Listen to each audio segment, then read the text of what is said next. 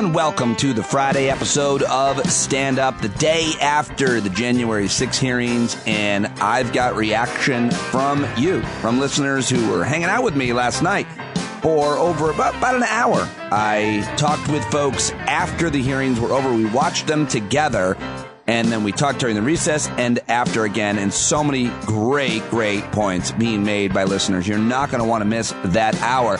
Before that, I replay my Harry Dunn interview, which I put out exclusively and alone yesterday afternoon after I did it. But before both of those, and first, I sat down with Christian Finnegan and Ophira Eisenberg, who together with myself will be in Fairfield, Connecticut tomorrow night or Saturday, June 11th. 2 shows, Fairfield Comedy Club. Links in the show notes. So that's what I've got for you. How was your week? How are you feeling? Thank you very much for hanging out with me this week, however much time you did, for listening to the podcast, for supporting it with a paid subscription. If you haven't already, sign up at standupwithpete.com, please. I'm not going to ramble on, prattle on with any kind of news or any other events today. I just want to get to the conversations that I've got for you here and post it up because it's already a little late Friday morning to be doing this. But you guys kept me up late at the hangout, and fun as always, but no way to turn it all around until this morning. So here we go.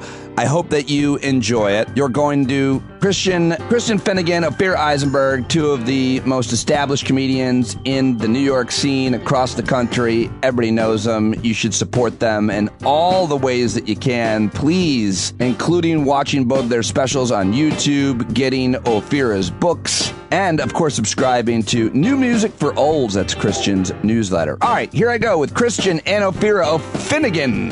Oh, and we start with a conversation already in progress about things you never hear from comedy club owners as stand-up comic. You didn't technically make your bonus, but it's close enough. So yeah, right, exactly. I just want to let you know going into it that we feel like we have sold the most we can sell. Also, your crowd drank so much. Man, we were busy at the bar. These are things you never hear said to comedians. Oh, I love it. Here's one. Can we? It's a bummer Pete couldn't be here. What? That seems unfair. Yes. That seems unfair. That's something you don't hear from comedians very much. How about you did so well. We'd love to have you back next year. Can we book you now? Right. Can we just settle in on that right now? Doesn't seem like. Yeah. And I've never heard this. We do not have a local guy that we would like to throw on. Because they always throw on a local guy, and it so often really makes either for a bad show or a bad weekend. Or just it's a bad weekend. Weird. It's always weird. It's weird because it's usually weird. some local guy. At least when I was younger, it was like some local guy who's been doing it forever and thinks that he should be in your spot. Yes, and is going to resent you for it. Yeah, and slightly try to undercut. There's a guy in Tampa that he opened for me a bunch of times, and the first time we got along, whatever. But I think they had him open for me like 3 more times, and then I started to pick up that he would do this thing where he would watch my set on like Thursday, the first night of the weekend. And then the next night he would do bits to undercut my set. Like make not sure he rip off did my that jokes. premise. Yeah, but just find something relatable because he'd been doing comedy for like 35 years or whatever. And he would just find something just to fuck with me. Like you're doing a joke about D-Day because D-Day just happened. So he's going to spend 5 minutes talking about the Battle of the Bulge or something. Right. Right. That would be a conflict. Your whole World War II bit is just like, I can't believe we're both doing bits about World War II, basically. But, some people, I remember this phrase, I remember the first time it was used as a comic, they were like, oh, so-and-so is opening. They're like, that person's act, he's like a premise burner. And just to say that there was a swath covered so much subject matter that anyone after them would have to be like, just like Brian was talking about, like you just felt that it already in some way had been addressed. Yeah, that would when I used to be on Best Week Ever, and Sherrod's not here to defend himself, but I would make fun of him if he was my friend Sherrod Small. Every once in a while, they would send a few of us on like the Today Show, to talk about, pop culture and thing. Yeah. And I would, and this is my fault. I would spend way too much time crafting some intricately worded joke about how Tom Cruise might be mentally ill or something, like some really overwritten joke that would just land like a lead balloon. But I wouldn't be able to get to it because like Matt Lauer would be like, Tom Cruise is in the news. And Shaw would just be like, he's crazy. Tom Cruise is crazy. And, like, right, and you'd be like mentally ill, much like an ant with 5 cats over. It reminds me of something Kierkegaard once said. Yeah, nothing steals thunder than someone just being like bold and like quick, and then you're just like, okay, well, that's the end of that writing. Just saying it. I am very excited, however, to be with the two of you. It'll be tomorrow night, I guess, if you're listening on Friday. Yes, Saturday night, baby. Saturday night, Fairfield, Connecticut, 2 shows.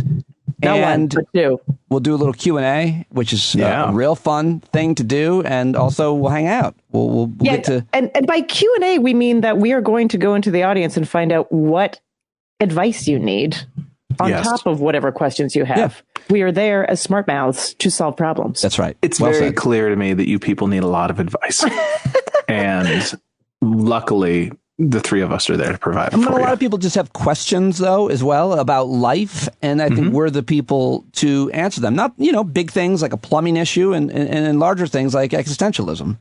Yes, Pete, you're dealing with the carpenter ant issue right now, if I'm not mistaken. That's right. Oh, those are brutal. Those are existential insects. Found myself in a hot tweet situation as a result.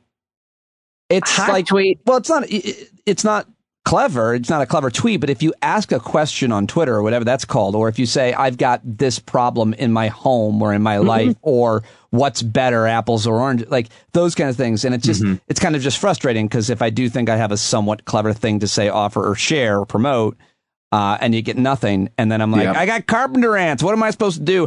Boom! Millions of people have something to say. And some of them are funny. Some of them are helpful. And some of them are mean. Like one guy's like, they're there because of your podcast or something. They're trying to destroy it. But yeah. And that's why you see those Twitter accounts that are basically just, I don't even know what they're doing it for because there's no money in it. They're just like, what's a band that you never get sick of listening to, or some crap like that? And that's all they tweet is just these engagement tweets, just to sort of get people to pay attention. That's what I don't understand. I did an engagement tweet, but I wasn't.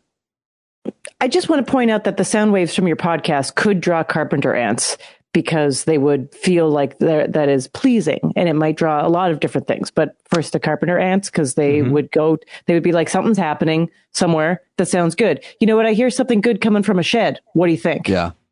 Jerk. He's jerking.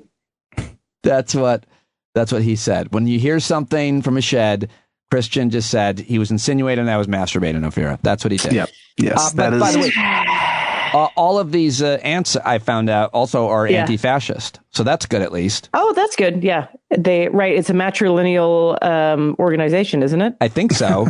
whatever that means. But they're means it's got like a lady in charge. Ladies, right? Yeah, C-suite. The whole C-suite of that is ladies. Is that right? Yeah. All the way up and down. All the way through the nest. It's fascinating. That's a fascinating thing. My friend, longtime listener, brilliant MIT biologist, Kevin Richberg, he's taking me through his bee hives. He set up beehives. He's like become a beekeeper. And he just keeps talking about the queen and the princesses, and that's a matrilineal. And it really is a fascinating thing, of the natural world where the ladies are in charge. Yeah. I don't know what it says about where I'm at in my life, but the idea of just being a drone is so appealing to me. Like, it's so like, take all the decisions out of my hands, please. Just tell me how to live and what to do. Do you ever dream of just doing data entry, like that kind of thing? I do. Oh, sure. Absolutely. I have. Or just having at least a more straightforward kind of work that is not that high stress, whether it's repetitive or not. It's like, this is what I got to do. I got to go over and do this thing.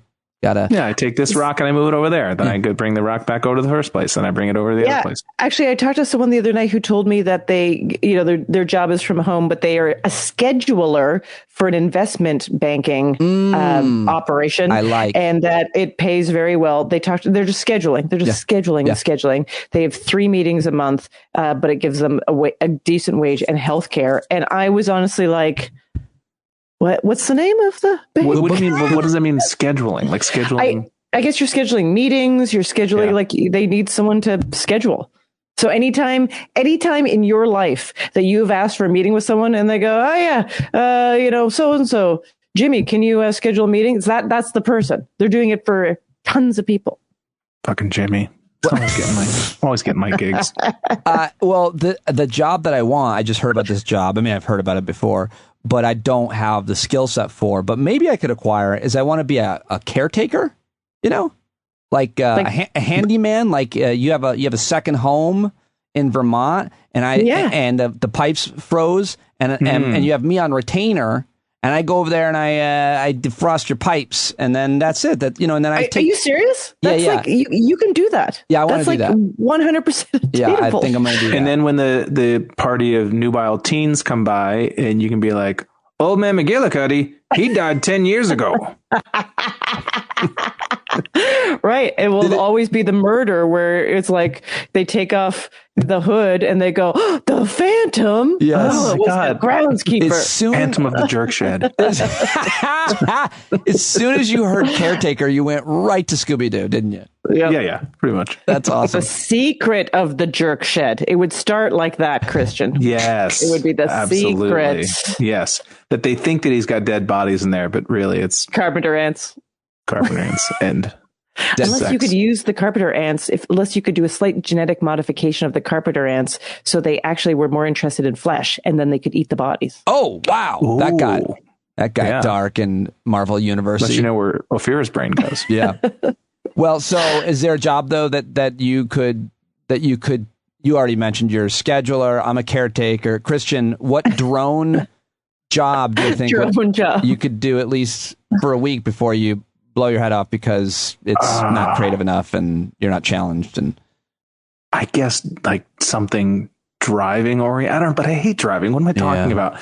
How about children? You take care of children somehow. You're a nanny. I could like mop the floors of the school at night. Like that I could custodian. Do. Okay, so you guys are both working in that capacity. Yeah. I could schedule that shit for you. All right. Well, yeah. I think. Oh my God! I feel like we have a business that's getting off the ground right now. It's like the most unachieving entrepreneurs of all time. Low achievers. We call them low achievers. Bob Powers and I used to joke about writing a screenplay about a bunch of comedians who decide to all quit and then go to dental school together at once. Like kind of the opposite of where it usually is. Like some office people decide to follow their dreams. This would be like the reverse. Like following the opposite. I love that plot, good. That premise. Someday. Yeah. And then Laughing Gas. Is it called Laughing Gas? Oh my gosh. It is now. Well, we could. That is good. We really could do this. We really could start a business together. We could do, a realistic version of that premise. Like we could together. We like each other enough. Yeah, it's called Comedy Business. We're doing a show on Saturday night. As long, no, I mean this new business we're starting. It'll pay upwards of 1 million. Correct? Yes. Yes. So I just want to make sure it's on par with what we get paid now. Right. Yes. Oh yeah. We don't want to take too much of a step down. Well. All right, let's get serious here because I wanted to ask you, Ophira, I asked you before if I could. You just last week lost your brother. He passed away, and you posted about it on Facebook publicly. So I don't mind asking you, obviously, and I reached out to you privately. But how you're by the way you reached out to me and it was a typo or autocorrect perhaps that was so nice in its mistake because you said something like, "Oh my God, our brother," and then you said, "Sorry, your brother," and I was like, "Oh, it was like someone sharing your grief," and then quickly rescinding it. Oh no, our brother. I'm so sorry. Then I corrected it with your. Oof. Yeah, that was rough. That was rough. But I don't know. I liked I was like, oh, thanks. That's nice. No, because then when I literally read our brother, I was like, oh, that would be so like someone feels so close to you. Which whatever. And now I'm putting on a relationship on you, Pete, that we have a good friendship, but we're not this close. But someone feeling so close to you that any loss of yours would feel like a loss to them. Yeah. I'll take that. There you go. Okay. But anyways, it was an autocorrect and we're fine. So, the timing, I hate life in terms of timing. A lot of people always talk about bad things happening in numbers. Do they talk about good things happening in numbers? Question. I think, but they do, but you just don't count them because they're good things. They're normal, no? Is that what happens? They're like, 40 good things happened to me. We never talk about that. Oh, if one good thing happens to you, there's likelihood that 39 more good things would happen to you. Yeah. But there is this idea of rule of 3 with bad things. Anyways, or maybe it's just 2 or it's a coupling. But right before I did Corden, my family The Late Show on CBS. The Late Late Show on CBS. My family doesn't communicate well, and I live on the other side of another country. Not only do they live all on the west side of Canada, but I live on the east side of America. So we are far by distance, and we are everyone's a bad communicator. So I decided the morning of that taping to send a text to everyone in my family saying, hey, I'm doing this thing. Because I thought that's what you do. And my parents are gone. So normally you would tell that to your parents, and they would sort of disperse the information perhaps, but I don't have that. And I thought, I'm going to do this. So I did. And everyone wrote back in their own way, except for my oldest brother. Don't know. Would he have anyways? Was not expected because he was he only talked to a few people in the family at that point in his life. He was 77. And then I found out the next day, but he died that night. And I found out the next day I was at dinner and I saw my phone rang and it was from my other brother. And I thought, oh, how nice. He's calling me to say that he saw me and he wanted to say something about it. And I thought, I'm at dinner with friends, so I'm not going to interrupt it. I will call him back. But then when I went back to my hotel room, I heard the message and I saw some text and I put it all together and I was like, oh my God.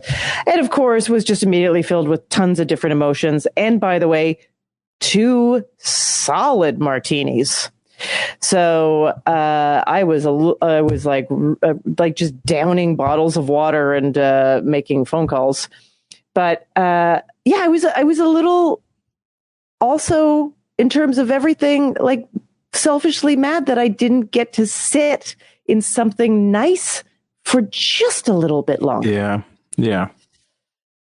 I know. Anyways, what was it expected at all? Like had he been sick?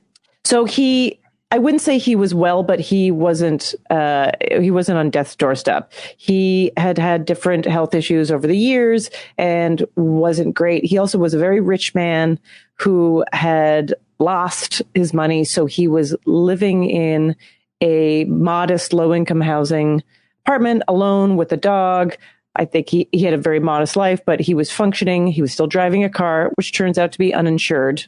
But anyways, and his daughter had seen him about a week before and said that, he was pretty good. Mm-hmm. So he was 77, you said. Yeah. Wow. So but natural causes in the sense that they just, because when they called his daughter, she was actually in the hospital with her mom who had just fallen and shattered her arm. I talk about things being on the heels of the other thing. She was in the middle of in something very intense and got a phone with one parent and got a phone call about her other parent saying that he had passed. So the neighbor had found him and, what do you do in that situation? So my niece, his daughter said, call 911. So they do. And at that point, the RCMP, because this is Canada, the Royal Canadian Mounted Police, come over, and they take the body to a coroner and they do an autopsy to determine, if someone dies alone, what the cause was. On a horse, they do this? No, they have a car. They have a car. Too. I mean, I had the taste to not say that immediately, to not assume that Dudley Do-Right showed up at your front door with a giant horse. And 2 horses, and then they drag the body out and they put it on the back of the horse. And they just ride. They ride all the way over to the county coroner. Wow. He does. I'm sorry. Anyway, so his natural, they think a heart attack in his sleep, which, just weirdly, can we not agree there has been quite a lot of celebrities in the news recently who their death was a heart attack in their sleep? Maybe that happens all the time, and now I just hear about it. I don't know. I'm not sure it's the worst way to go, frankly. No, not at all. So just sad. I hadn't seen him in a long time. And then, here's a note to everybody.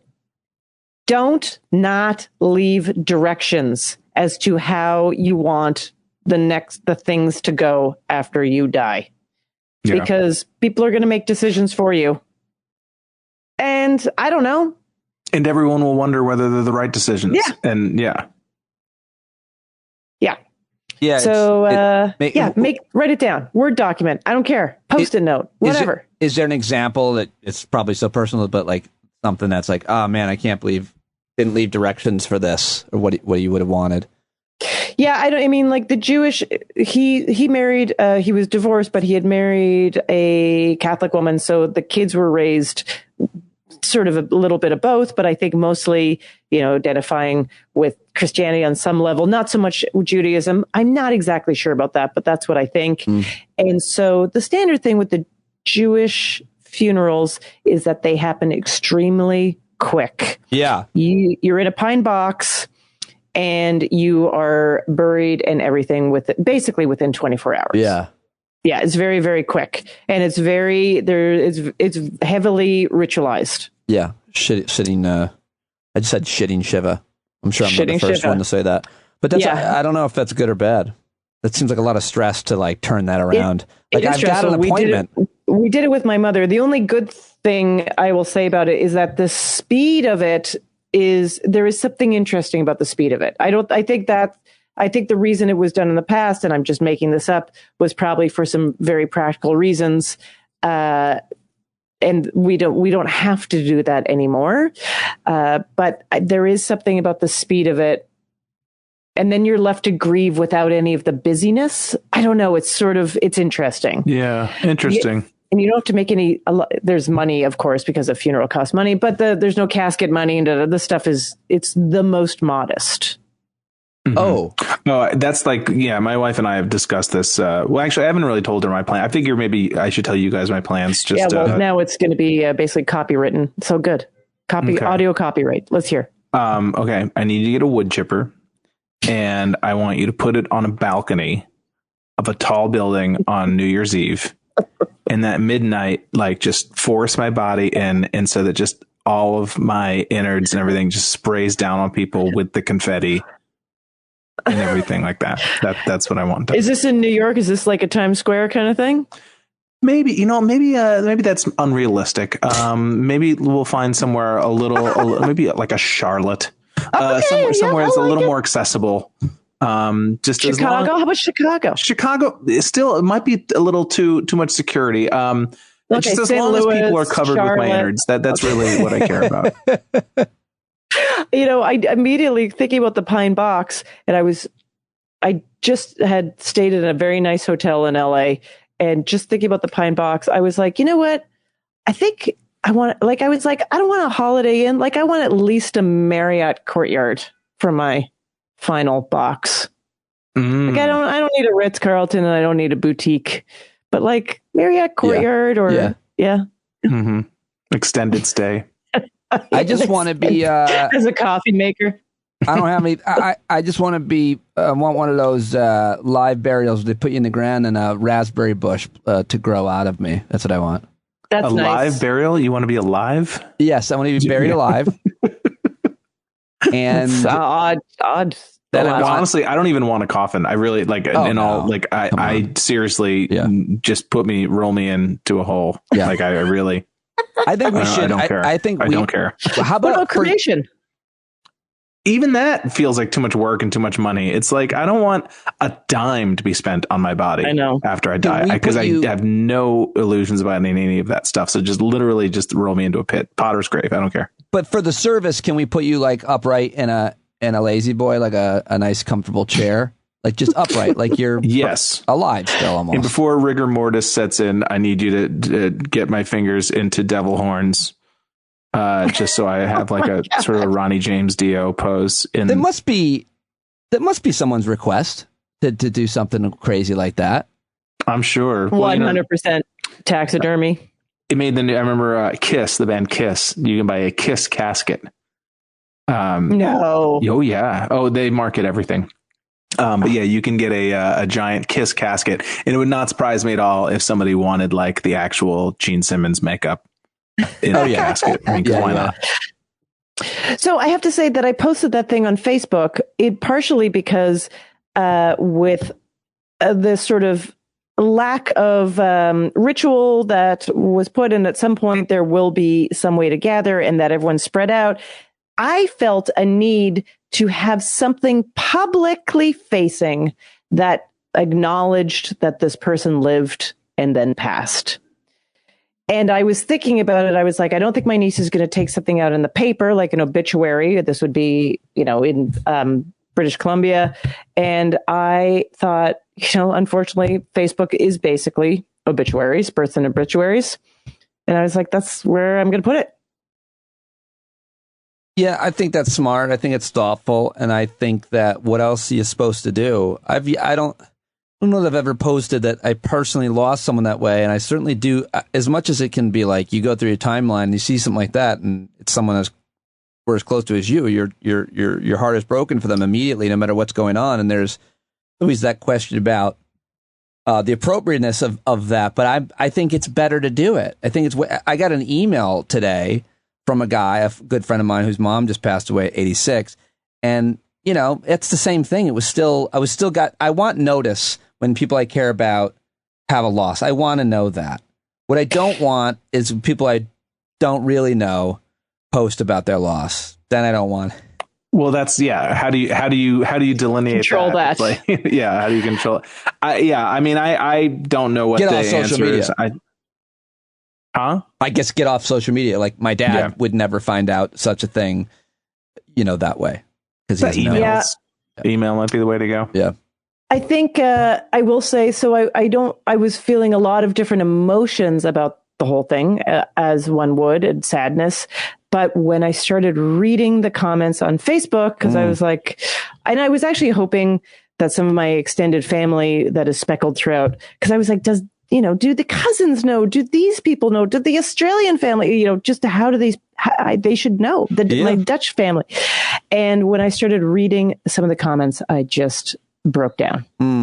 It was like I was just thinking a lot about the public acknowledgement of someone's life lived and past, and how important that is for everyone. Because it was the acknowledgement of other people of this fact that really things just started to shift and change.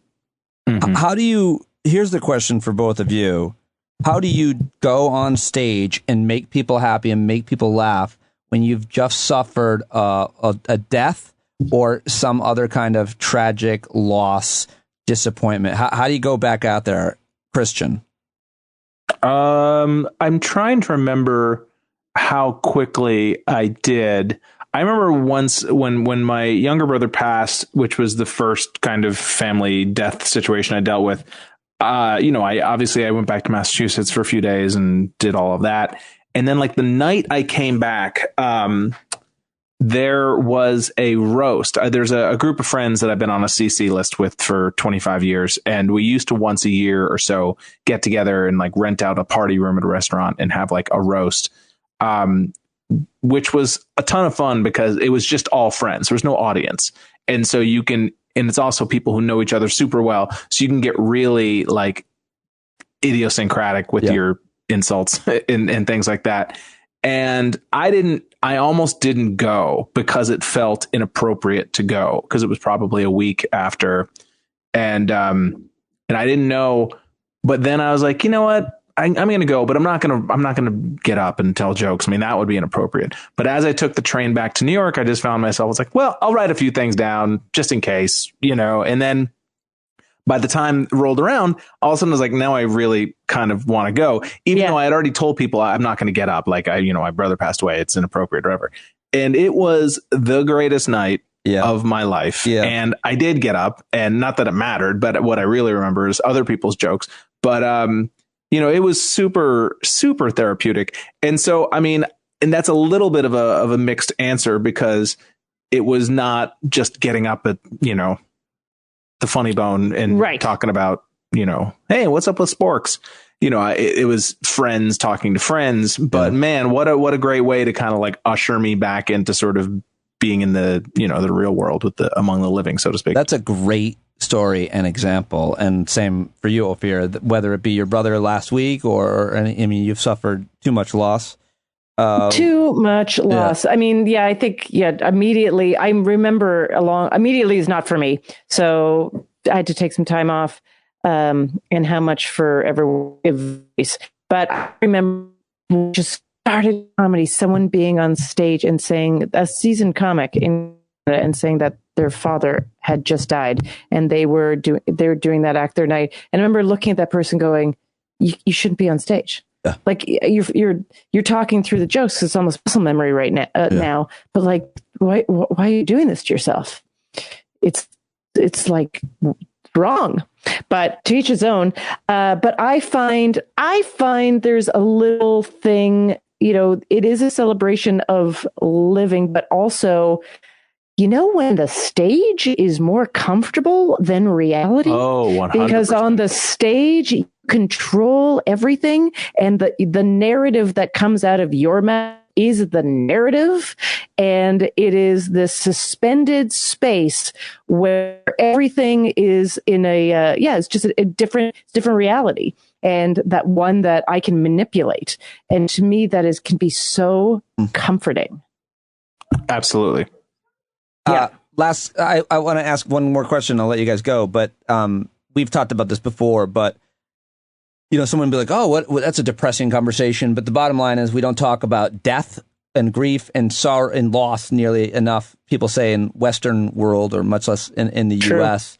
You both have suffered a good bit of loss, more than your share, really, at this age. I think it's fair to say, and had your own health things to get over. Like, I think this is... Well, with each passing day, people catch up.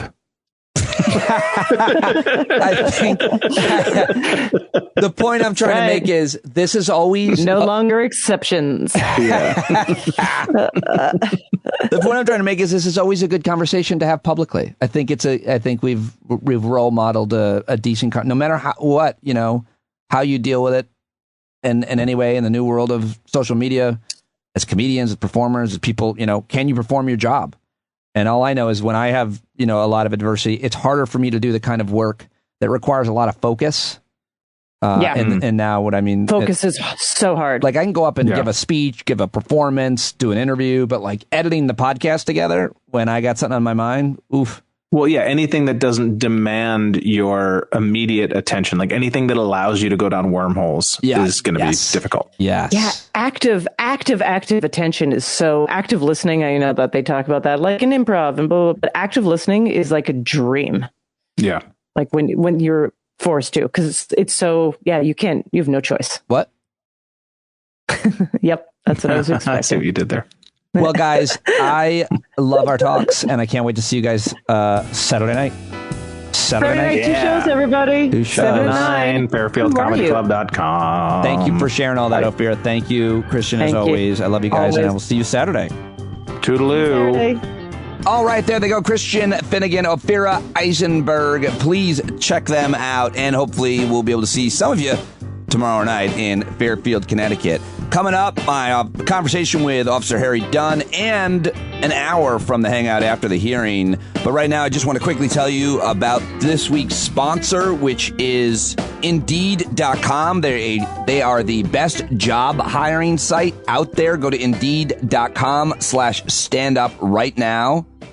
And you can sign up to get a $75 credit towards your first sponsored job. Plus, you earn up to $500 extra in sponsored job credits with Indeed's virtual interviews. Visit Indeed.com/standup to learn more. Claim your credits at Indeed.com/standup. Because if you sponsor a post on Indeed in the U.S., you're 3 times more likely to get a hire, according to their data. Indeed is the #1 source of hires in the U.S. 81% of U.S. online job seekers search for jobs on Indeed each month. So go to Indeed.com/standup right now. All right, now I'm going to get back to the show. How about that? It's time for my conversation with Harry Dunn, which I posted yesterday afternoon right after I did it, but I figured I was always going to have it be part of today's episode as well. If you already heard it, it's about 15 minutes long if you want to skip ahead to listen to the reactions from last night's hangout, which I promise you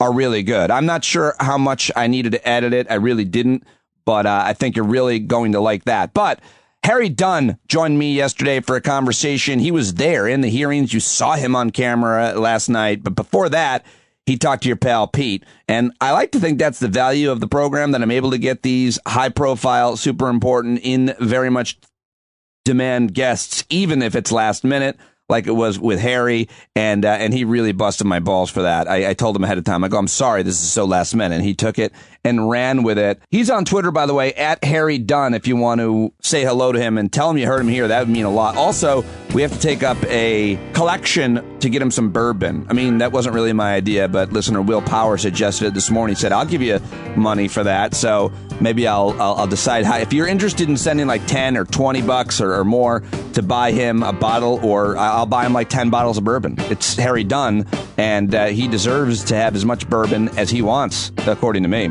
So if you want to donate to that, email me, standupwithpete@gmail.com. I'll take your money. I'll buy the bourbon. I'll send it to Harry. All right, here we go right now with Capitol Police Officer Harry Dunn. Hey, go. There he is. Harry Dunn, everybody. Hold on. I think you got me? Can you hear me? I can hear you. Where are you? Good. How you doing, man? Great to connect. Thank you so much for accepting my invitation for a quick chat. Yeah, last minute invitation. It's like, is there anything less thoughtful? You know, no. I can't think of anything less thoughtful than that. But it's thoughtful. Not entirely, but it's thoughtful. You know, perspective, man. You at least you thought of me. You should be given much more respect. I want to think. I want you to give me an example of another time when that's happened at all in your life. Like you were on the bubble for a wedding, and then they're like, maybe the Harry Dunn will be able. You know what? This might make you feel bad, but I mean, most people in my life think highly of me. They don't wait till the last second to think about it.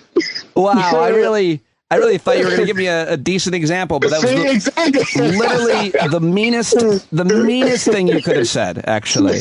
Well, you know what? It's Washington, D.C., so yeah. I may have been the last minute guy, but I'll never know, you know? Were you ever picked last in a sport? No, because I'm 6'7", and I've always been tall. Right. So I was a bum. I may have been a bum. He was like, hey, he's tall. So. Well, this is a losing effort for me, so let me just get right to it. But for once, it's great to talk to you. I missed you, man. Yeah, it's great to talk to you too, man. We've been kind of liking each other's posts and DMing a little bit, but I loved our first conversation, and I'm really happy to see you still out there talking. I saw you on MSNBC last night, and that is what gave me the idea. I was like, man, how did I not to think, thinking about the hearings and so on. So my first official question is, how often does January 6th in your heart and mind? Is it daily? Is it hourly? Is it sometimes not there? For me, it's daily, and I'm not necessarily making it out to be as this I'm constantly reliving it every single day and stuff like that. But no, but there's not a day go by that I don't at least acknowledge it, you know? I mean, even a somber reminder is there's a makeshift, or not even a makeshift, it's a very nice permanent memorial for the officers that we lost, Brian Sicknick and Billy Evans, you know, that was after January 6th. There's a memorial downstairs right outside of our detail office.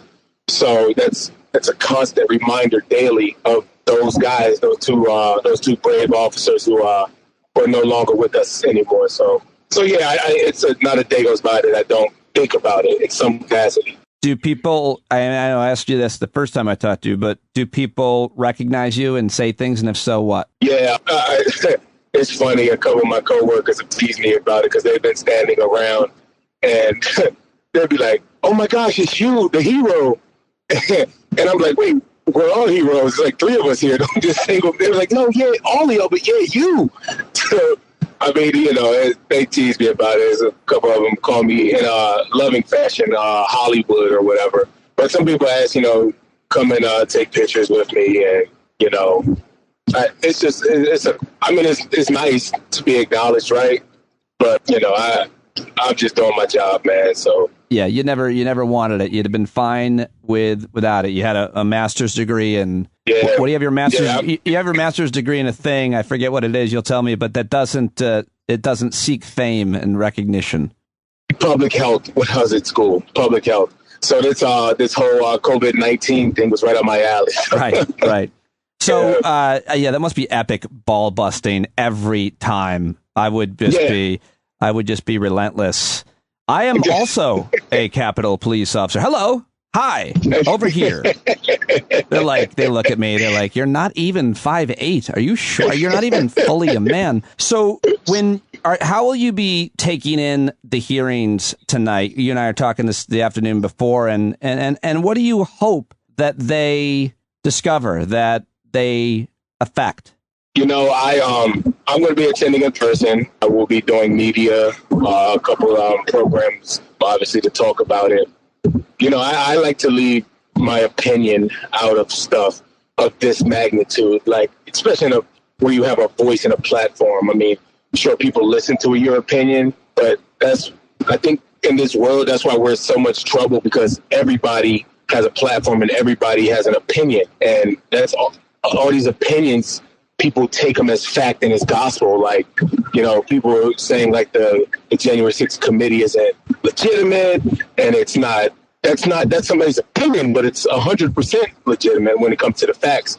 So that's what I'm very interested in tonight, the facts about what happened on January 6th, prior to January 6th, and even after January 6th. It's a fact-finding mission for me, and that's what I hope to, just the facts. And that's all people should care about, is the facts. Nobody's opinion, nobody out here trying to score points or whatever. Just if the facts lead you to say that X person was responsible for this and X person did that, then that's the facts. Yeah. You know, so I'm very matter of fact when it comes to this. Like, you know, all these people I've been reading, like, people calling it kangaroo court and, well, I'm not going to watch. And you know what? I don't give a damn if you watch or not. Like, the facts are still going to, just because you're not going to watch does not mean that they don't have their duty to investigate this. And ultimately, and I guess this will be the result of all the hearings, putting measures in place to make sure this doesn't happen again. Right.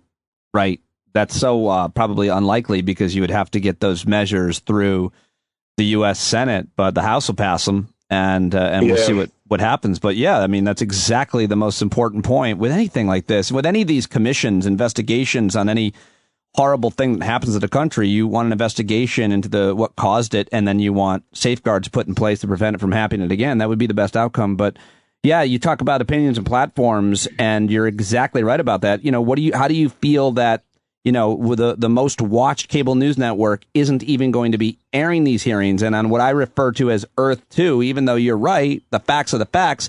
If you don't hear them, are they facts, Harry? But that's the thing, though. Like, the facts still exist, whether you hear them, believe them, accept them. They still, like, you know, sure, you could create this entire universe all you want. Like, that's fine. Well, I mean, it's not fine, but I mean, you know, But the truth is the truth. And then if anybody, that's the thing, like if I'm having a discussion or even an argument with somebody, it's somebody that you may believe something like different, but you're not living in this alternative universe or this alternative world or whatever. You saw Jack Del Rio's comments about it being a dust up. So I don't have anything to say with somebody who categorizes that day as a dust up or they got out of hand, because the facts are there, the video's there. So if you're categorizing as that means you're willfully ignorant. Yeah, you're making a choice because there's footage, there's videos, there's people who took pleas, who pled guilty to these heinous crimes that one side is claiming didn't even exist. I want to ask you one specific question, maybe get your opinion on. You hear this argument a lot. Jack Del Rio, who seems like a real nice guy, also said this, comparing the protests and some of the violence and damage, property destruction of the summer of 2020 after George Floyd's murder in the wake of the Black Lives Matter protests. Del Rio also compared to that. Lots of people say, why don't we investigate those? To your view as a black man and as a Capitol Police officer who was there on January 6th, how do you see that comparison? So let's talk about that for a second. Sure, he wants to have a discussion. Let's talk about it real quick. How many people, and this is what I know, I looked it up because I wasn't 100% sure, and there were over thousands, 2,000, I believe one of the numbers I saw, I'm not speaking gospel here, but this is something I believe to be accurate. But I saw over 2,000 people were arrested and charged with felonies for their destruction and their roles of the destruction of property and, buildings and violence throughout those summer riots across the whole United States. So let's not act like there were no consequences. These people just went free. I mean, like, what type of investigation do you want? My issue is always the protests and everything that happened. The impetus was crying out for civil and human rights and to fight against injustice, if you will. Correct. Yeah, the difference of the cause of it is, ridiculously, it's not even comparable, right? One person's like, yo, I just want to be treated fair. Yeah. And one person just saying, I want it my way all the time. Like, you can't even compare the two. Yeah. One of them is dealing with a problem that's existed in this country since its origin. And we've seen this forever, the civil rights movement. One is the civil rights movement, and the other is a lie about the election that caused people to attack the Capitol and try to overthrow the decision. They couldn't be. Yeah. I think it's important, though, to also, acknowledge, like, I don't mind this. I'll support, I'll say publicly, the Black Lives do matter, but I don't encourage, condone, support violence or destruction of property and all that stuff. I don't do it. It's not okay. So for him to minimize what we went through at the Capitol, to put a spotlight to make his irrelevant point stand out more is very disingenuous. Yeah. Don't minimize what we went through. Well, yes, I guess I never really thought of this, but some blue lives matter. Yeah, right? Exactly. But that's the thing, both things can be right. Of course. Yes. The police officers from Portland or Minnesota who defended their cities, they're heroes too, sure. But don't you dare minimize what we went through or pit us against each other, saying, well, this is a real insurrection. What? Get on my face. That's the thing. I'm not having those discussions with people who think like that. I won't have a discussion with those type of people. I will not do it. Joining so me, all right, you're crazy. Joining me now on the phone, Jack Del Rio. Jack, you're on with Harry Dunn. Crickets. Click. He hangs up. Last question, Harry. How often do you think about January 6th happening again at the place that you work at, the United States Capitol? That's a good question. While I do believe that it could happen again, I'm an optimistic person, and maybe this is just me being an optimist, but I pray to God that it doesn't happen again. So I don't think about it often, while I do acknowledge that it is possible that it could happen again. Yeah, I said this last question. Do you want people to watch these hearings tonight? Yeah. Everybody should know. Everybody should know. Everybody should be watching. However, people are so polarized, right? Or we think that everybody's polarized. The largest population of voters in the world are non-voters, right? So are they really polarized, or they just don't give a damn? It's a great question. So yes, I want people to watch it. You're not gonna make somebody vote Democrat based off the findings of these hearings. Or you're not gonna make a Republican vote Democrat you're not gonna make a Democrat vote Republican. That's not gonna happen from this hearing. You want to target people who don't normally engage in stuff like this, and you want them to realize how close we were to you having the choice not to vote, not even being a choice. It's a great point. It makes me think that I hope this hearing goes the way of the Johnny Depp Amber Heard trial on TikTok. Right? Yeah, yes. Yeah, everybody was engaged in that, and I don't even know why the hell. Jesus, like, I don't know about the two individuals that I wanted to know, and I didn't even watch it. Are you? Can you name any Johnny Depp film or even television show? There was a big show when we were younger. I mean, of course, Jack Sparrow, right? Yeah, there you go. Well, somebody's of course, right? Somebody's a huge fan, apparently. No, shut up, man. Harry. No, I mean, whatever, man. It's better, man. You point out the apathy, and that's a great audience as to who needs to see this. And yeah, if it can go viral on TikTok or anywhere else, if it can be well produced, that'd be great. I'm so grateful that you took my call and that you're still on the job and that you're speaking out so much. And look forward to. Go ahead. No, I was gonna say thanks so much, man. It means a lot to me. I love being thought about at the last minute, and I thank you for that. This is the last episode of my show. There is no recovery. I need it. I'm gonna take a week off. Dude, you owe me some bourbon, dude. You make that happen, and I'll forgive you. What do I have to do? We talking about you owe me some bourbon. Oh, right. Yes. Did you name Did you give me my bourbon? We'll call it even. Yeah. Did you name the brand again? All of them. Okay. A potpourri. You got it. I'm sorry. I dropped the ball on that as well. Boy, I am the worst. Okay. Harry. But you know what? I chose it to your show. I love you, man. You're great, buddy. You're the best, Harry. I really appreciate it, man. I'll talk to you soon. Anytime, man. Reach out anytime. All right. There you go, Harry Dunn on Twitter @Harry Dunn. And if you want to donate to the Bourbon Fund for Harry Dunn, just email me, standupwithpete@gmail.com, and I'll give you, I guess, Venmo or something, and we'll get those bottles sent to him as a thank you. All right, well, that was awesome, and it was awesome to see him last night at the January 6th committee hearings, and I watched that with 61 of my bestest friends. That's you. And if not, then you should join us. Standupwithpete.com. Sign up now for as little as $5 a month. Edit your pledge upward anytime you want and can. And you get to be a part of these hangouts, which are just every week fill my cup.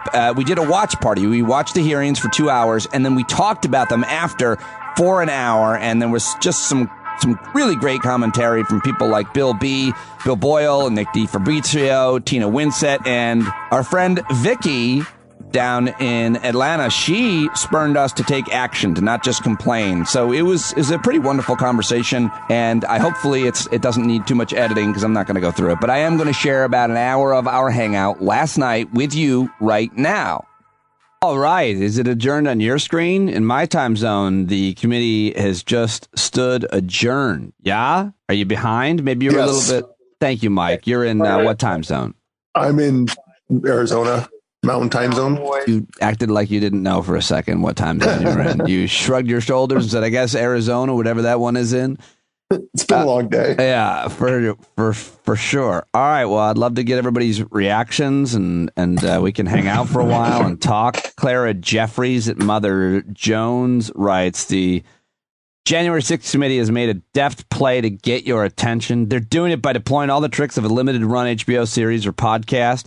First, they use structure, a 7-part plan to overthrow a free and fair election, as Representatives Benny Thompson and Liz Cheney told us.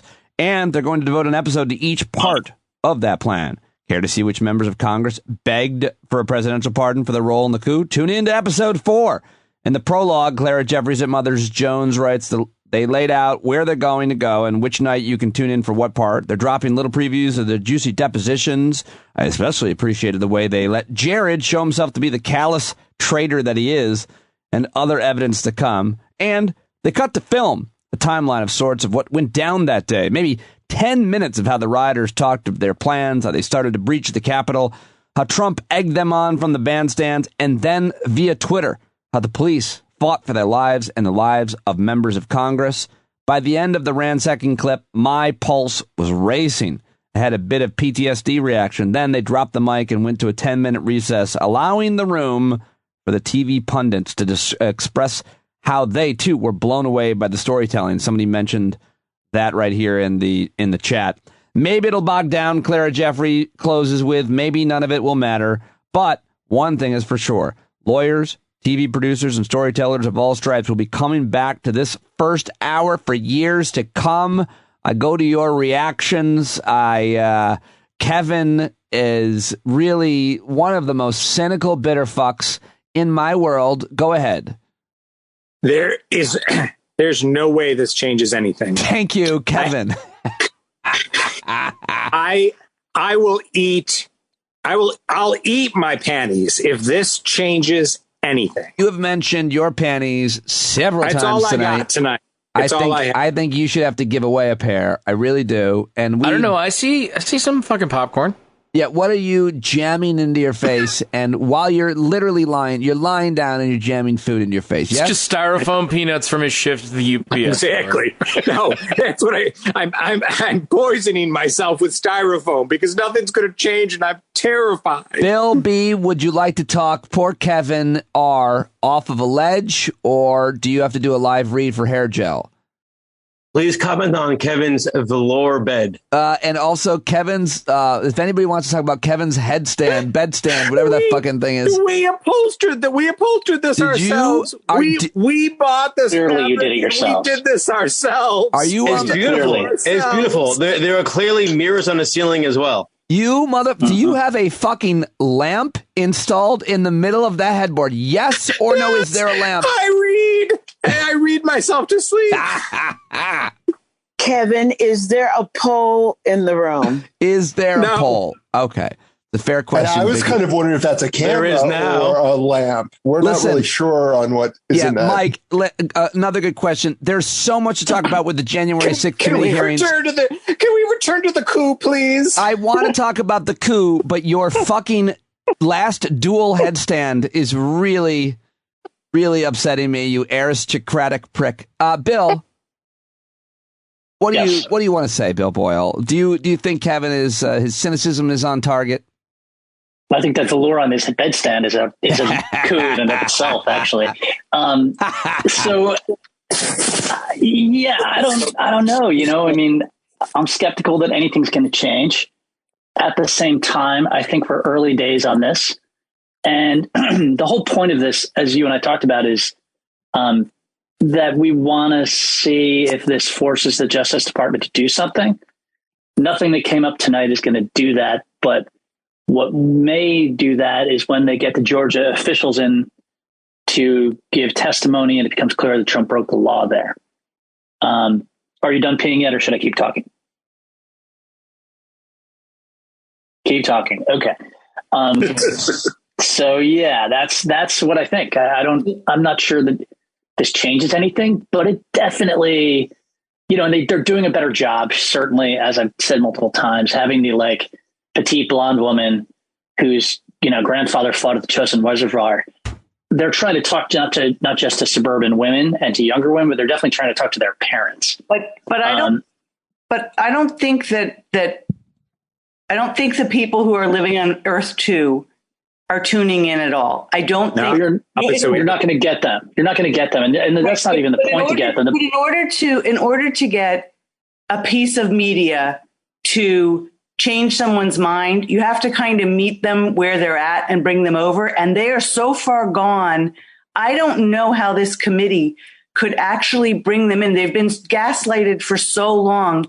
They're not living in reality anymore, to the point where the things like you just said of Liz Cheney being able to be a voice of reason, the GOP has pushed her so far out with their gaslighting that where she should be a voice of reason, and in the past, her family history and everything should bring them to at least come to the table and listen. I think they're so far out there that the idea of, I just feel like, sadly, I'm afraid this is going to be our echo chamber of the things that we've all seen and appreciate.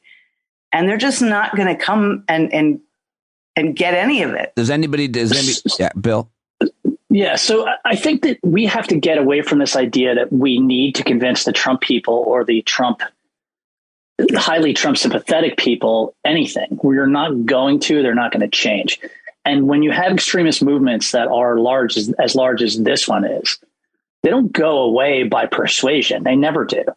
They go away when, France, as I think I said to Pete, had coups that they almost had a coup in 1962.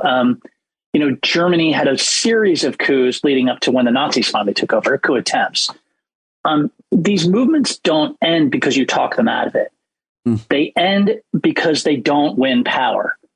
And so the point of that is that you have to make sure that you do what you can to, for instance, handicap Trump enormously for 2024 by making sure he gets indicted, or at least make sure he's toxic to the point where he gets indicted. You need to make McCarthy look bad. This is a political act here in order to keep them from power. It is, forget about convincing anybody that is already so bought in. You're never going to do it. You need to make sure that you pull everyone else over. Always to at least acquiescence. The historical references. Right. Mark Anderson has his very yellow hand up. I don't know where the yellow comes from. This is my new Linux laptop, so who knows? Wow, look at you. Anyway, it's cheaper to buy a cheap laptop and put Linux on it. Anyway. That is so racist. Yes, by the way. I agree. Yeah, to all the yellow-handed whatever. No, the Linux. My fear is that these people are so gaslit. If they see a hearing where people are really, it's laid out that they almost pulled this off, it's only going to encourage those assholes to pull it off next time. Okay, but one thing that should be clear is that, everyone talks about Nazi Germany and fascist Italy, right?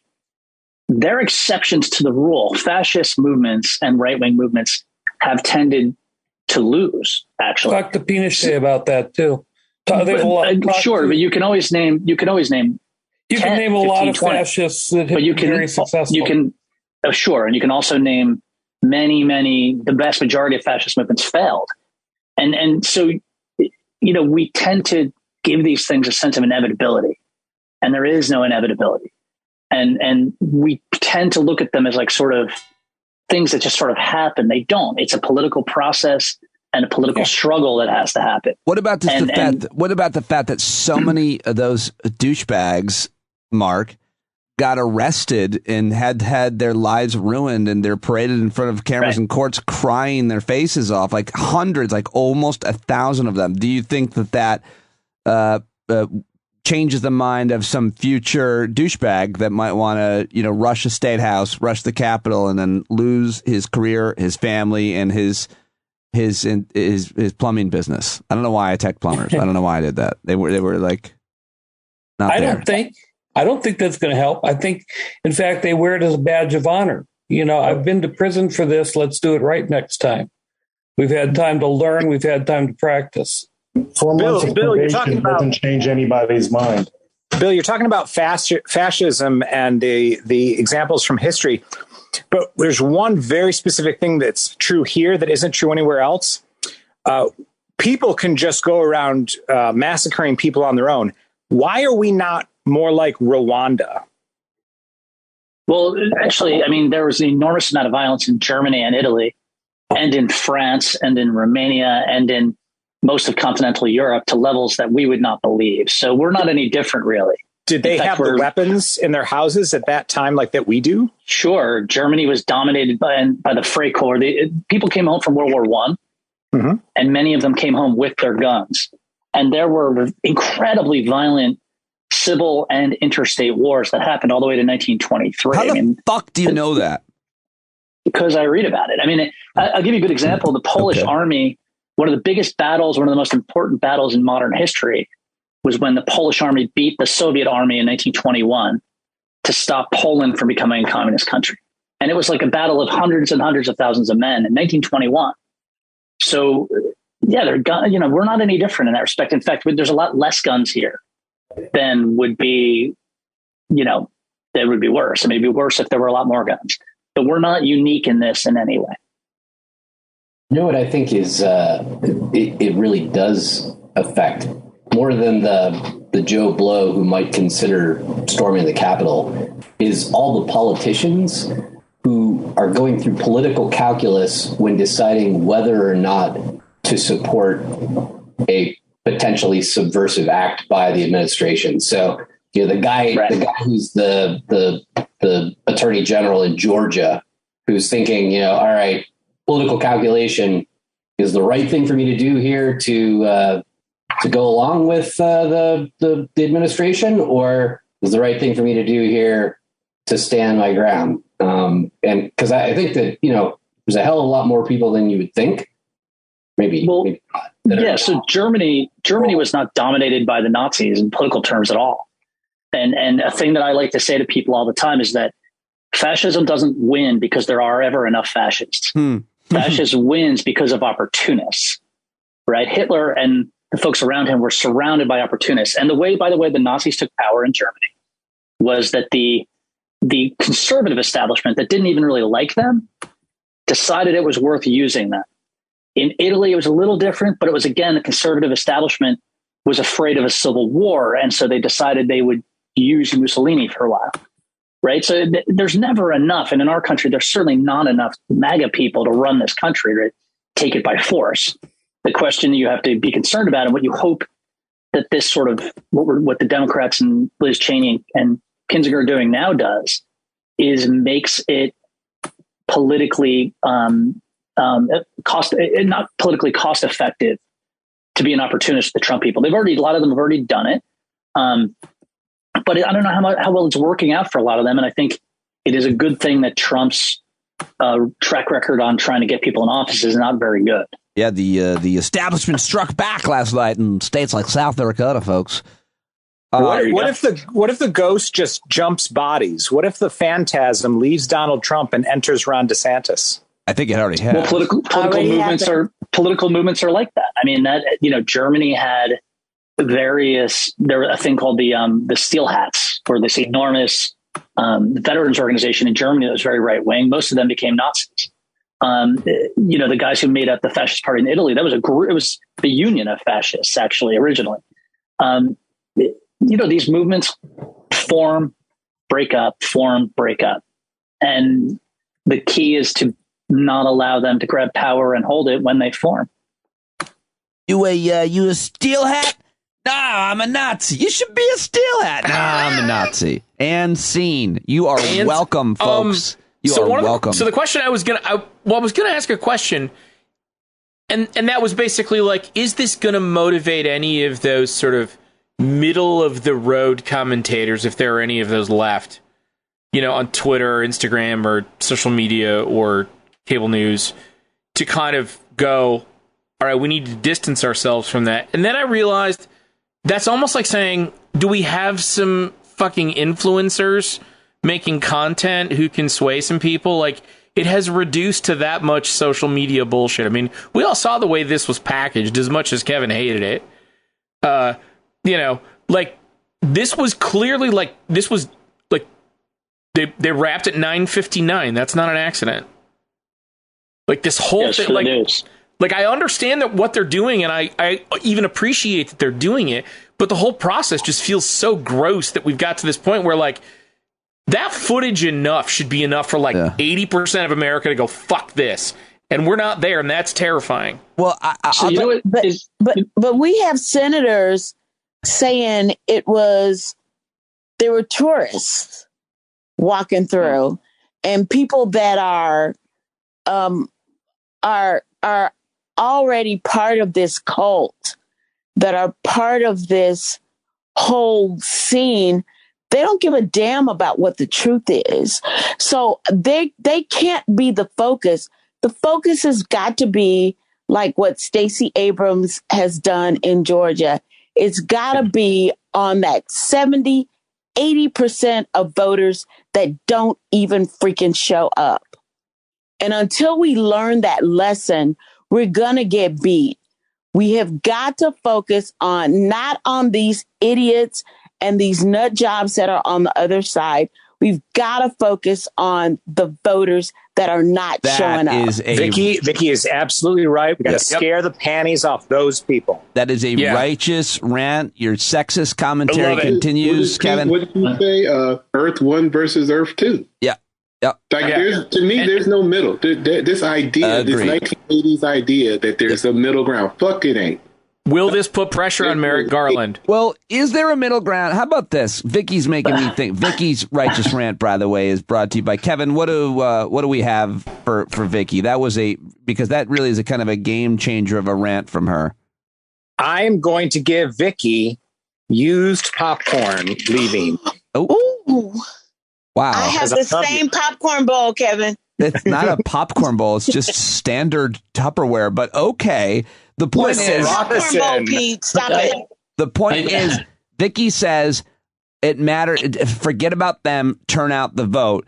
Ty says there's only Earth 1 and Earth 2, which is what I generally believe. But I think I would argue against myself, which is to say Earth 1 and Earth 2 are people who are engaged in, to some extent, in news and politics and have opinions about things. Is there a middle ground of not moderates or, just throw out political terms, of young people, of people that are completely apathetic, that don't think about these things, that at some point you're running a fucking Board of Education meeting, you knock on their door and you go, hey man, some crazy shit's happening that you didn't know about and your home value is going to go down. And I know you don't give a fuck about anything, but you got to come out and vote this time.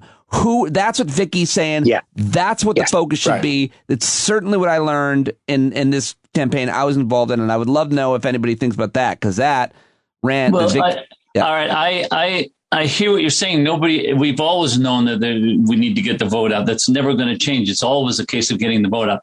I am seriously confused about what you guys are saying about a popularity contest and appealing to people. I don't understand. I mean, Bill, when you say we got to make these people pay a price, we're talking about indicting people. We're talking about prosecuting people and adhering to the rule of law.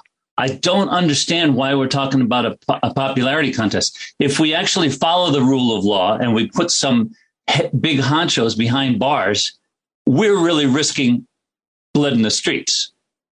Yeah, and we should. Let's be honest. Nobody wants to hear that. Well, no, I do. I want to hear that. I completely agree with that. And I think it's okay. I think this idea that we're going to talk people into doing the right thing is ridiculous. We don't call it the rule of popularity. We call it the rule of law. And if people realize that when they try this again, it will destroy them and they will spend the rest of their life in jail, it'll fuck their families, whatever. That's what stops people from doing this. I mean, the point of government is force, and people don't like to think of it that way, but the monopoly of force is what government's about. And if you don't take the chance to allow or to let Trump be indicted, if that's what happens, and go to jail, then you're giving in. And I'll tell you, there's a really great example, which is Mussolini when he did his March on Rome, which he was exactly like Trump. He incited his followers to march on Rome to put the government in a bind, but he didn't actually go on the march himself. He just kind of did photo ops with it occasionally. And the bottom line is that the Italian government decided not to arrest him because they were afraid of the conflict. And that saddled them with Mussolini from 1921 until 1924. You have to defend your government. And if there's going to be civil conflict, there's going to be a civil war, motherfucker, my ancestors fought at Antietam. Fine. Well, I'm fine with that. I don't want it to happen, but I'm fine with it. But the question not simply about who are we in terms of accountability? So South Korea, CEOs, Iceland, government people, even places in Europe, there's accountability. Tina writes in the chat, Nixon being pardoned set stage for where we are today. You want to start there? Yeah. You could talk. Then they had the savings and loan crisis where a whole bunch of people went to jail, white collar crime. But then there were so many other things that happened, from, frankly, Iran, Contra, fill in the blank, and obviously 9/11, the financial crisis, and so many other places. Torture, fucking torture. Nobody was held liberalism. And so I don't know what you just said, but the point of the question is about accountability. Like, what kind of country or culture or society holds people accountable for the crimes? And I'm not talking about punishment and well, I am talking about consequences. I'm not for incarceration, but like, at least if you are the architect of a war, at least you don't get to be invited back onto TV show, much less you're in jail because you tore down the economy with credit default swaps. Accountability is the question. Bill Crystal says what? And Pete, Henry actually, Kissinger is still alive. Henry Kissinger. Great. So is Bill Crystal. Kissinger. It was Dick Cheney. Hell doesn't want Henry Kissinger, but Pete, that's actually something you remember me freaking out about torture back in the day. Yeah. That was one of our original conversations. And we have clearly lost ground on, I don't think we were ever really that good at it, but we've clearly lost ground on the rule of law and making powerful people pay for when they do things wrong. And maybe we need to start with a bang. Well, it's now. Like, there's the opposite happens, where Ali Soufan gains credibility and respect, how much, probably more than the architects of torture, lost. But then you could look at Wendell Potter, the health insurance industry, our friend Ryan Bussey with the gun industry. Like, how much credibility do you gain versus what is lost or accountability is held for the criminals? I don't know. Who are we? It's like, who are we? Bill and Vicky are both correct in what absolutely has to happen. Bill is right about the punishment side. The punishment has to go full throttle. And Vicky is absolutely right about the Stacey Abrams strategy. In order to win it, if we're going to have any sort of electoral strength, it's got to come from the people who don't even know today existed, didn't even know there was a January 6th hearing. And if you said January 6th to them, they'd have a vague idea of that was a thing that happened. I feel like you telling Bill and Vicky that they're right felt like a little arrogant and condescending. And it was. But we liked it. We like it when it comes from Kevin. He's right. He's smart. And then that reminded me that I was like shaking my head at Kevin, which means I'm even worse than he is. Does anybody think? Which I think we all know is true. Does anybody think Zach is just off camera with grapes in some kind of a toga? Oh no! If you knew Zach is off camera, like shaking his head, pitiful despair that I'm acting this way. He is dressed as Little Caesar, though. I'm picturing him in a loincloth. Yes. That's a little olive branch around the ears. He's like dressed as Caesar. Hey, Kevin, anyone with that much of allure in his life can condescend to me anytime he wants. Yes, that's right. I'm going to piggyback off what Bill said, but my question would be more poignant: is the people who are, let's say, even on the January 6th committee, some of the people in Congress, the news reporters, these motherfuckers are, even if I don't say they're sympathetic, they're okay because it doesn't, quote unquote, bother them personally, right? So they're okay with it. Even if they're not out right down with it, they're like, it ain't my problem, right? It's kind of like Jewish people who joined the Nazis, right? They're like, oh, well. Well, have any of you folks, Bill, you probably read this guy, Thomas Zimmer, right? The German guy who writes about American democracy, or maybe you're not familiar with him. No, I have not. But anyway, but he makes the point, that the conservative movement, the has never been okay with democracy. And he says it's only been a matter of time, when it was all about white guys in power and, but then the 60s came and it's like, holy shit, and then you had to, the Barry Goldwater right wingers and stuff. And then Barack Obama was elected. There was like, holy shit. So the rule of law, it's a fallacy. I'm kind of paraphrasing very poorly him, but it's a fallacy to think that conservatives are okay with the rule of law. What they want is a cabal that rules. Yeah, I think that's an enormous, and I'm no conservative by any stretch, but I know a lot of conservatives. And I know the history of conservatives in the U.S. pretty well. And I think that's wrong. I think it's anyone who tells you that conservatives are X or liberals are X or lefties or righties are X. I would be very skeptical of that reading. It's often a very what's the term I'm looking for? It's often a very satisfying way to look at the world, but it's often wrong. And I think, if you look at the American Revolution, that was a conservative democratic revolution in a lot of ways. It's not. I think it's dangerous to get caught up in taking anything one way. And a great example is nothing could get more conservative than the Nazis, for instance, and yet they had some socialism in their program. So don't reify things, particularly movements of ideas, because they tend to be a basket of different tendencies that change over time. I hear what you're saying, but I also think that when we're talking about the Koch brothers, I mean, we're not talking about conservatives as a group of people. We're talking about the people who pull the strings. I mean, conservatism and democracy, I'm completely convinced that conservatism and democracy are at odds. I'm completely convinced that you'd have a hard time. Convincing me. All right, well, hold on. That is a fascinating subject, and I'd love to know more about that author. And send me links, Phil. And just that's it. But hold on, let's put a pin in it and come back to it, because we do have to hear Ty's impression again of a Jewish person joining the Nazis, which I think went something like, "Yeah, it ain't my problem." Yeah. What was the deal breaker, Ty? Was it smoked fish? Let's not.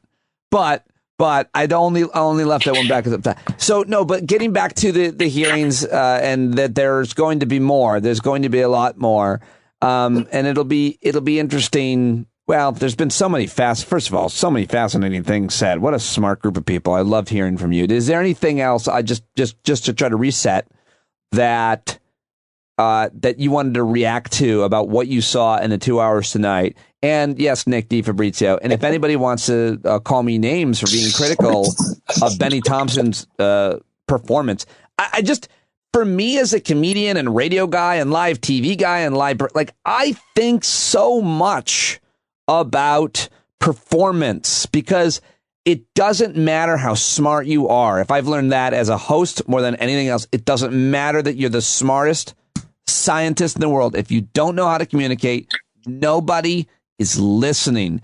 And when Benny Thompson talked, more than anything else, he sounded like an old folksy person. And I already got called a racist. I'm like, I'll name 900 black men that are 7,000 times more effective than Benny Thompson is, and I'll name 50 old white guys who are equally ineffective. I already did. Nadler, fucking Patrick Leahy, my lord, last Judiciary Committee, man died twice. Anyway, Nick DiFabrizio. I was driving and I wasn't able to really tie in, but I just listened to 4 or 5 minutes when I think it was Dan McDonald said that they had set this up like you would start a trial. And I think that's correct. It was an opening statement to a trial. This is how a fairly complex, not just a RICO trial, but just about any complex trial would start, where you'd have an opening statement, you'd lay out what you think are the facts are going to be, and then in the subsequent days and weeks, you fill it in with the testimony of witnesses and evidence. So that's what they did. The problem with it is I'm not sure whether people will get it or not. I mean, you have folksy lawyers that are sometimes effective. There are a lot of people who might think that Benny Thompson would be effective. Certainly Liz Cheney is probably effective, although I didn't hear much of it today. But I think the real problem is that the Democrats are trying to make a legal case out of what can only be solved in the political arena. And that is a problem that I think we see over and over and over again throughout history in the last 40 or 50 years, and that the Democrats, and that's why they failed in the impeachment hearings as well. There's not a legal solution here. Even if we indict and convict and send Trump to Sing Sing, so he has a view of the Hudson River, the movement is clearly gone beyond him. I mean, one of the really striking things that I did hear as I was listening to CNN, I was driving, is that the Proud Boys were ahead of Trump.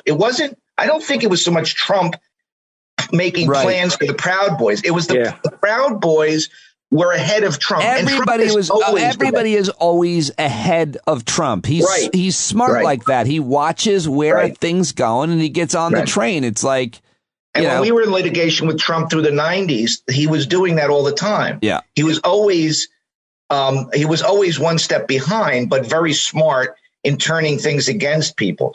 But even if we get rid of Trump and some of these other folks, the movement can only be defeated one of two ways, either politically or militarily, right? If it gets to where Bill's saying, and it is a civil war, it's going to be arms. But otherwise, we're going to have to defeat it politically. Well, I think those are all excellent points, as always, from Nick DiFabrizio, who's a very smart lawyer, who's an amazing guy, an activist, and very generous, and is going to help me put a new window in the studio over here. That's why I took the cedar down. But I know you're going to give me compliments when I have something to do. That's why I'm always happy to help you. Yes, Nick is the smartest guy I know, and really good at putting in windows in my shed. So, no, you make a larger point about the movement, which again, I love everything you said, and a great thing to discuss the movement. But getting back to the hearings tonight, in terms of accountability, in terms of, I think the most important thing, we heard Glenn Kirshner, we've heard a lot of legal people say that the most important thing, Nick,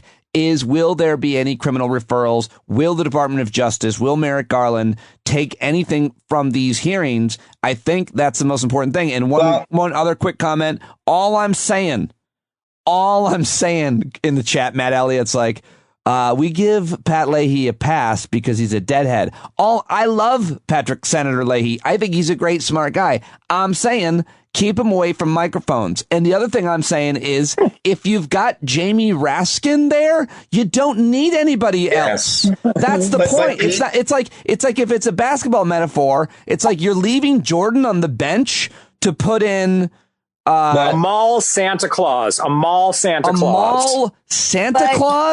But you need the foreplay. You need from a mall Santa. Build.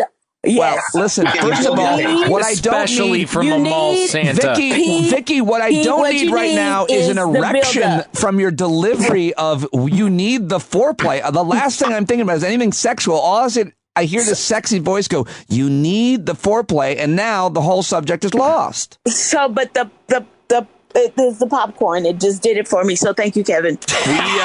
My point is this, is you can't start with the bang. You've got to start slow. You've got to build it. And then he was talking about the Mississippi River.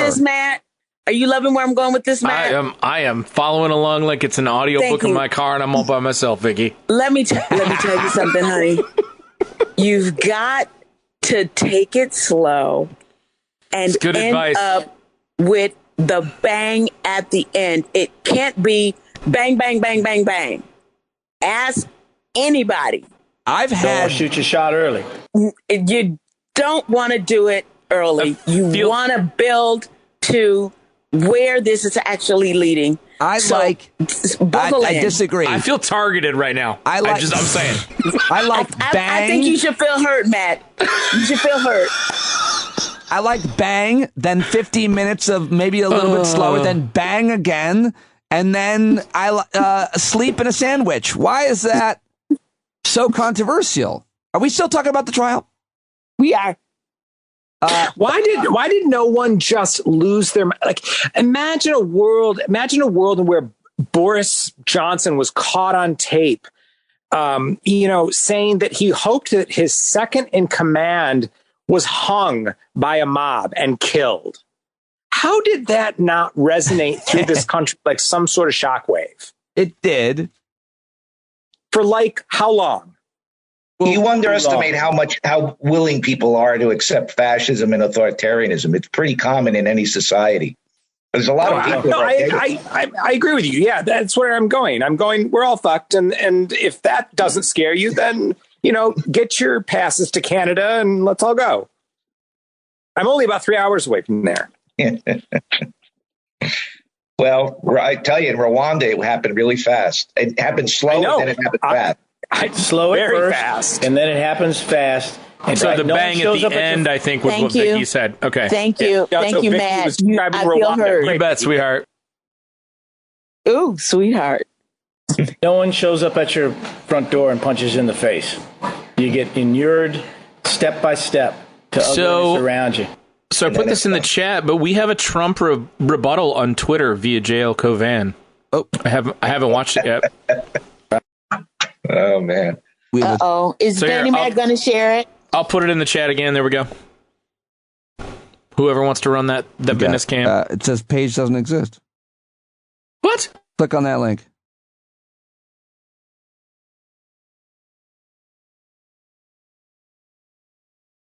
Trump rebuttal. Here it is. You going to share it?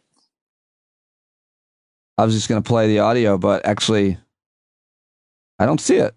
I don't see it under JL Covan's Twitter feed. I don't know what you're talking about. Your link doesn't work, and I don't see it. He cut it out. He cut it. It was there and it's gone. He deleted it, you think? JL? I think so. It was there and it's gone. There was probably something wrong with it that he didn't think it was going to get the most views. There was a wrong link or something. He's now angered. He's punched a hole in a wall, and he's fixing that tweet. That's exactly what's happening in JL's apartment right now. There should be a word for that, like the thing, like the quick fetch. Oh, JL has COVID? Tina Winsett just said JL has COVID. Let me text him. Yeah, he tweeted about it 2 hours ago. Oh man! What? He just tweeted that his video's uploading, that he has COVID. Give him a break. Oh my god! Oh crap! Oh. All right. How you feel, Tina? They had COVID last week. Like shit, honestly, but you know. You don't sound good, honey. Yeah, I'm tired of this, but you don't have COVID though, do you? 4 tests say no, so you have super AIDS. I have something. I don't know what the fuck, but I have monkeypox. He's got monkeypox. You think you might have monkeypox? The world. Please don't have. Do you have any pustules? Oh dear! Oh, Tina! All I hear is a cough. Someone get her a I don't know y'all. A Sucrets. Well soon, Tina. Oh, Generous Sucrets. Can we have some medication from 1978? I have to do a live please? read for Sucrets. I saw this ad while watching Bold and the Beautiful when I was home in 3rd grade. Sucrets was like someone dripped a wax like from a candle all through your throat, and it just you really coated it right up with armor. Worked. Yeah. No, the only thing that works is Fisherman's Friend. Listen, I don't want to talk about STDs. I'll also go with those. I'll go with those Swedish cough drops too. The Ricolas. I'll take those. The Yodelers. Those are good. Ricola. Why were Sucrets discontinued? Because they suck.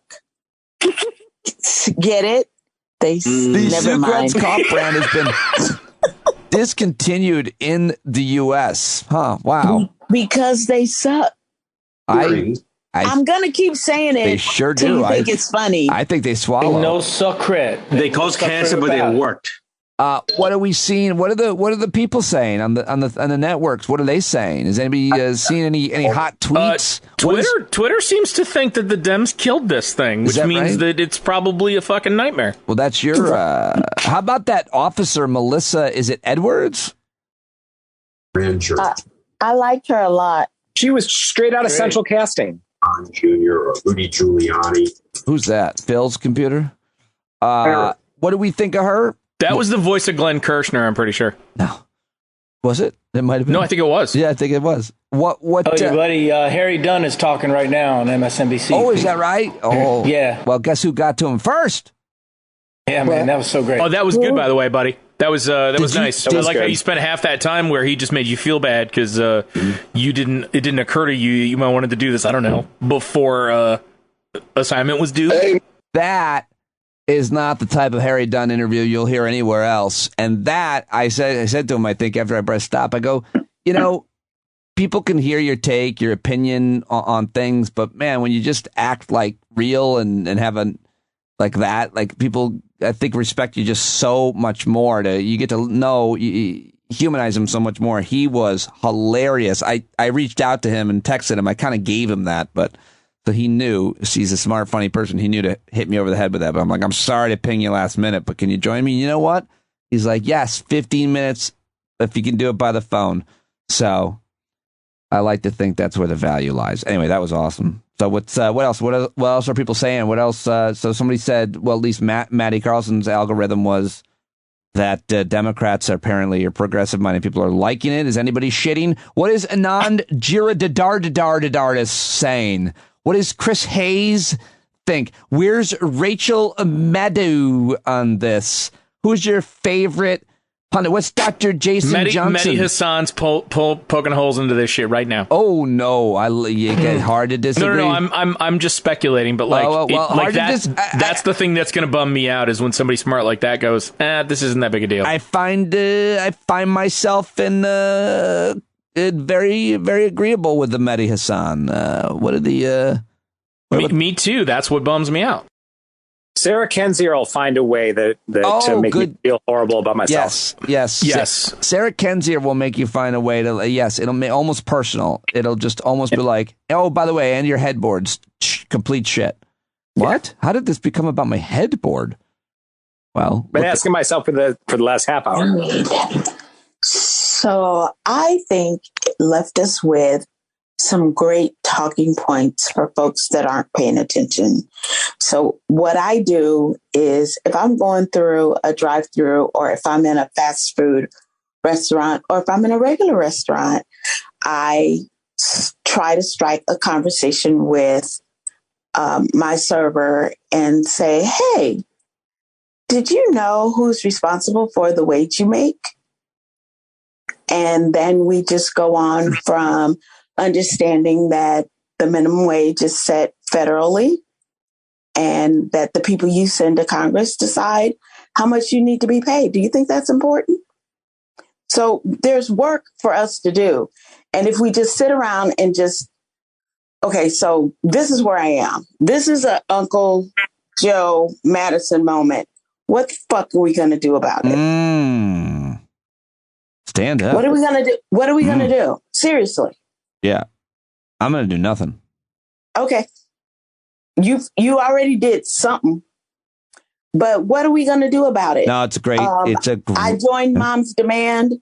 I'm phone banking for Stacey Abrams. We've got work to do. And we can sit around and talk about, oh, they blew this or they messed this up. But seriously, they gave us some great talking points.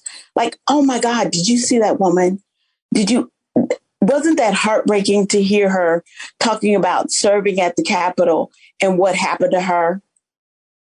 I mean, we have great Vicky, you're 100% right. It's all about engagement. Vicky's exactly right.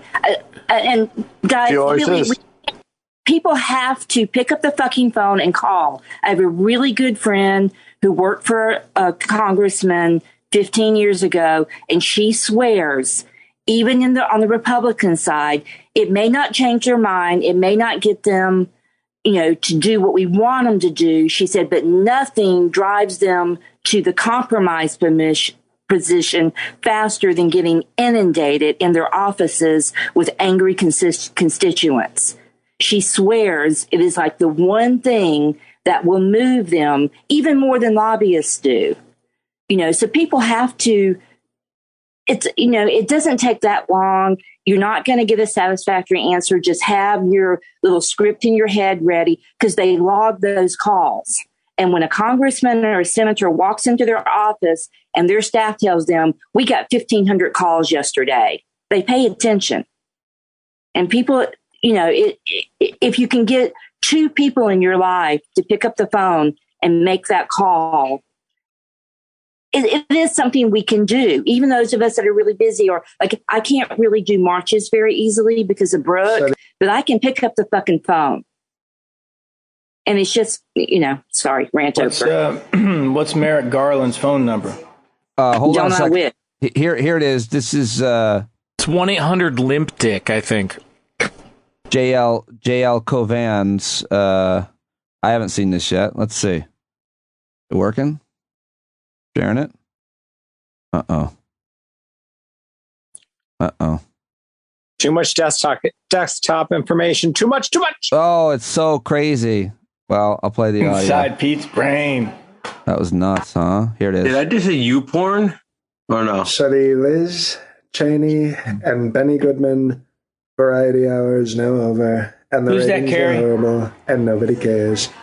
Now, this was one of the greatest wastes of time and taxpayer money I think I've ever seen. Excuse me.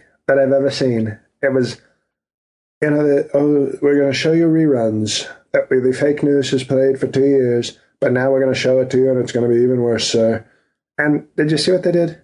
They made a documentary. This is what they're doing with the taxpayer money. They're trying to get into Sundance Film Festival. Here is the fake news attack on the Capitol. We hate Donald Trump. Please give us money and put us on Apple, Steve Jobs TV. No, it's not going to. And notice, by the way, they didn't go for a real strong filmmaker like David Koresh D'Souza. This guy's a very talented guy. Makes great movies. Okay? And he used to be, he made The Sixth Sense, which was a very strong movie. And then he said, I'm tired of this. I want to make strong, patriotic documentaries. And he's made some great ones. But no, they wouldn't hire him. They wouldn't hire him because he wouldn't do the lies. He wouldn't do the lies, no. So they interviewed people. They had, it looked like the woman from Saturday Night Live, the one who just left, Kate. What's her name? McKenna? Kate, well, you know the one. It looked like her. I was like, oh, she's doing it. This is now they're hiring sketch actors, bad ones, to do testimony. This is what they're doing. They're turning Congress into sketch. But it's a total hoax. Did it hurt to see Ivanka not supporting me 100%? I mean, I still finished, but it was hurtful. Okay, I'll admit that. But overall, bad ratings, horrible people. The revolution, we're going to vote all these folks out of office. And keep it focused on if they overrule Roe v. Wade in the state and California won't. All right, Thomas Hollander jumping in with his feed. Oh, I just heard Joe Biden jump on us. All right, well, JL, thank you very much for that. That was funny. You got to make sure that you vote. Oh boy, he really wants to come off mute there, huh? Well, folks, anything else? I'm going to wrap it up. I'm going to try to get to work. Well, no, I'm going to bed. I'll get the podcast up early. I'll get up at 4. We'll get tomorrow up. I got Christian Ophira, and I'm going to throw the Harry Dunn on. But what I should do is throw this last hour here on because you guys were brilliant. So many great points, thoughts. We got off on a couple tangents, which I'd love to explore about where the movement goes for sure. But as always, fantastic. John Carroll, do you have anything to play us out with or anything? Where are you? You're not in studio. You don't have any instruments? I wish I could play us out. You don't have any instruments lying around? There he goes. He's going to go find a guitar or some kind of stringed, maybe a woodwind. Nick Martino's here, so it's time for the trombone section to jump in, too. Here we go. Got something. Ladies and gentlemen, great John Carroll. Your own personal justice. Show us some video, then let's go. Your own personal justice. Call Merrick Garland. Yeah, everybody. Thank you, John. And thank you, everybody, for joining me tonight. All right, I'm back. It's me now again. I mean, that might be confusing. The tape of the Hangout ended, and now it's me closing the show. If you're still listening and you listened to the whole almost 2 hours here, thank you. I hope you enjoyed the conversations with Christian and Ophira and Harry Dunn and the Hangout. If you want to be a part of those Hangouts, we would love to have you in our Hangout, in our community. StandUpWithPete.com for more. I hope you have an amazing weekend. I hope that you are doing okay, and I am so happy that you are in my galaxy, and I am lucky to be in yours. Love you guys. Be the change you want to see in the world. Have an amazing weekend. I'll talk to you on Monday. Now back to John Carroll. When you can't see the forest for the burning trees, you got to stand up. Hey, you've been sitting so long, you got the creaky knees, you got to stand up. Stand up. I think you're driving wheels with leaking grease. Boy, you better stand up. Stand up. Well, there's a whole lot more of us who know what's right. They'll keep right on ignoring us if we keep sitting tight. You got to open up the window to let in some light. You got to stand up. That's right. to rise up. You got to stand up. You got to stare the devil straight in the eye. We got to let him know it's his turn to go. See it clear when all you hear is a lie. Don't get up off of your butt, get down off of your fence. Even if it ain't a very friendly audience, well, they'll begin to listen when you start making sense. And you stand up, stand up. No need to point your rifle to defend your town. Just stand up, stand up. You know they can't deny you what you're laying down. Boy, you better stand up, stand up.